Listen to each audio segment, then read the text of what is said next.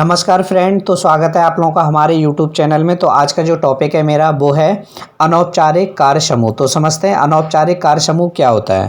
अनौपचारिक कार्य समूह संगठनों में अनौपचारिक कार्यक्रमों का उद्गम स्वयं ही हो जाता है। तो इसमें क्या होता है, जो इनका जो समूह बनाया जाता है वो खुद बनाया जाता है। ठीक है, तो उदाहरण, किसी फैक्ट्री के 5 श्रमिकों का एक समूह संबंधी या मित्र के रूप में पिकनिक पर, सिनेमा देखने, शराब पीने के जैसे समान आवश्यकताओं को पूरा करने के लिए एक साथ जाता है। तो यह अनौपचारिक समूह की स्थिति होती है।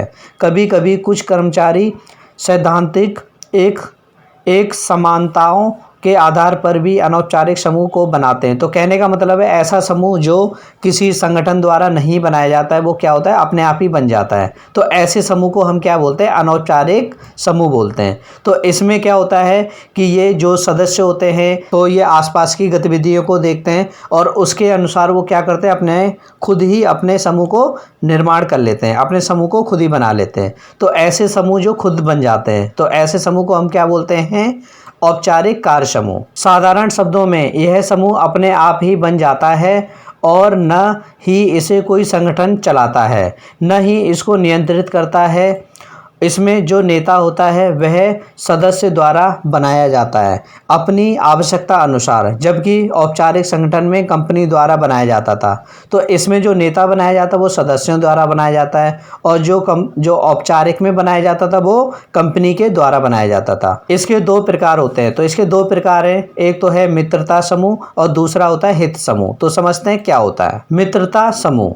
किसी संगठन में यह उन कर्मचारियों का समूह होता है जो एक दूसरे का साथ पसंद करते हैं। तो इसमें क्या होता है, नाम से ही पता चल रहा है मित्रता। इसमें क्या होता है, जो एक दूसरे का साथ पसंद करते हैं इसमें, ठीक है, और आपस में सामाजिक संबंध बनाना चाहते हैं। ऐसे सामाजिक संबंध में कार्य के दौरान रखते हैं। तो ऐसे संबंध वो क्या करते हैं, कार्य के दौरान रखते हैं या कार्य के बाद भी बनाए रख सकते हैं। तो ऐसे समूह को हम क्या बोलते हैं, मित्रता समूह। उदाहरण, अब इसमें एक एग्जाम्पल दिया गया है, किसी कंपनी के श्रमिकों का एक समूह जो एक साथ पिकनिक के लिए जाता है, या महिला कर्मचारियों का एक समूह जो एक साथ लंच करता है। सामाजिक परस्पर क्रियाएं की आवश्यकताओं को पूरा करने में मित्रता समूह अपने सदस्यों की सहायता करता है।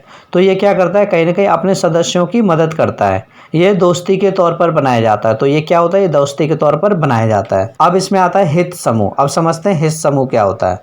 संगठन में कर्मचारियों को जब सामान्य हित या लक्ष्य को प्राप्त करना होता है तब यह हित गुटों को बनाते हैं। तब ये क्या करते हैं, अपने जो भी हित समूह होते हैं उनका निर्माण करते हैं। समूह के सदस्य अपने प्रयासों को एक साथ मिलाकर अपने लक्ष्यों को पूरा करने का प्रयास करते हैं। तो ये क्या करते हैं, साथ में मिलकर कार्य करते हैं, जो भी लक्ष्य होते हैं उनको कहीं ना कहीं पूरा करने का काम करते हैं।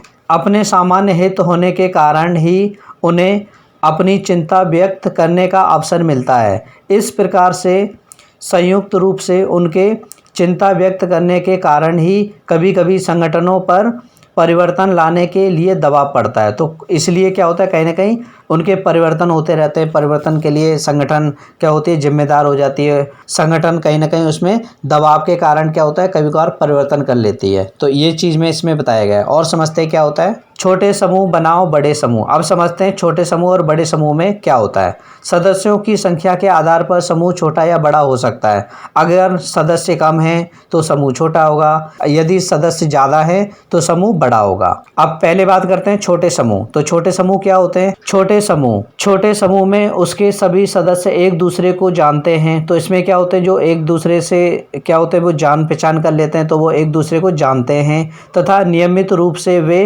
परस्पर क्रियाएं करते हैं। समूह के छोटा होने की स्थिति में उसके सदस्य आसानी से किसी सूचना को एक दूसरे को दे पाते हैं। तो इसमें क्या होता है, जो समूह होता है काफ़ी छोटा है, वो आपस में आसानी से क्या होता है, जो भी इंफॉर्मेशन शेयर करनी होती है वो आराम से कर सकते हैं तथा समूह के प्रति किसका क्या योगदान है ये भी वे आसानी से जान पाते हैं।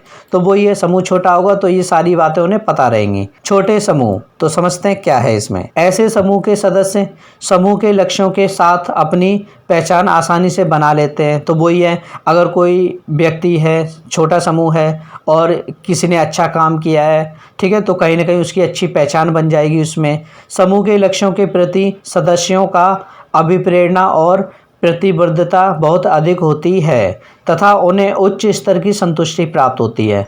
तो उन्हें कहीं ना कहीं क्या होता है, जो उच्च स्तर की संतुष्टि मिल जाती है आराम से, ठीक है, क्योंकि सभी सदस्य क्या होते हैं, एक दूसरे को जानते हैं और जिससे क्या होता है, कहीं ना कहीं उनकी पहचान बनती रहती है। आप समझते हैं बड़े समूह। बड़े समूह क्या होते हैं? बड़े समूह सदस्यों की संख्या बहुत अधिक होने के कारण एक दूसरे को जानने की संभावना कम होती है। तो इसमें जो संभावनाएं होती है वो कम होती हैं जान पहचान करने की, तथा दिन प्रतिदिन के आधार पर उनके बीच परस्पर संपर्क भी कम ही होता है। तो इसमें जो संपर्क होता है काफ़ी कम मात्रा में होता है।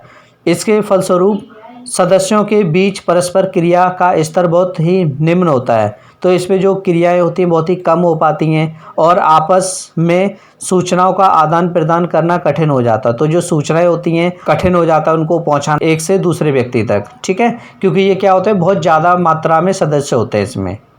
और समझते हैं, कभी कभी ऐसा भी होता है कि कोई व्यक्ति समूह के प्रति अपने किसी योगदान को अत्यंत महत्वपूर्ण समझता है। तो वो ये अपना योगदान देता है और उसको कार्य को बहुत अच्छे से करता है, परंतु समूह उसे कोई महत्व नहीं देता। लेकिन समूह जो होता है उसे कोई महत्व नहीं देता है। ऐसी स्थिति में समूह के प्रति व्यक्ति के अभिप्रेरणा और प्रतिबद्धता में कमी आ जाती है। तो इसमें वही है, उनकी जो अभिप्रेरणा होती है वो कहीं ना कहीं खत्म हो जाती है। यही कारण है कि बड़े समूहों में सामान्य लोग कम ही संतोष रहते हैं।